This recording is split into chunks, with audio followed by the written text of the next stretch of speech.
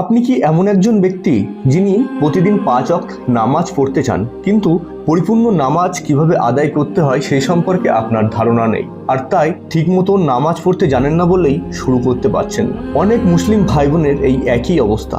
ইচ্ছা আছে কিন্তু শেখা হয়নি। মনে হয় ভুল করলে মানুষ কি বলবে, আর এই লজ্জাটাই আপনাদের নামাজ থেকে দিনের পর দিন দূরে রেখেছে। কিন্তু প্রকৃত বাস্তবতা হলো, নামাজ শুরু করার জন্য কোনো পারফেক্ট হওয়া লাগে না, লাগে শুধু বেসিক কাঠামোটা জানা। যেমন দিনের 5 ওয়াক্ত নামাজ, ফজর, জোহর, আসর, মাগরিব, ইশা, এই 5 ওয়াক্ত নামাজের জন্য আপনাকে জানতে হবে ফরজ নামাজ কি, সুন্নত নামাজ কি, নফল নামাজ কি এবং বিতর নামাজ। এরপর এই নামাজগুলো জানার পরে আপনি বুঝতে পারবেন ফজর নামাজ 2 রাকাত সুন্নত নামাজ এবং 2 রাকাত ফরজ নামাজ নিয়ে সংগঠিত হয়। একইভাবে জোহর নামাজ 12 রাকাত, যেখানে প্রথমে 4 রাকাত সুন্নত নামাজ, 4 রাকাত ফরজ নামাজ, 2 রাকাত সুন্নত নামাজ, তারপরে 2 রাকাত নফল নামাজ।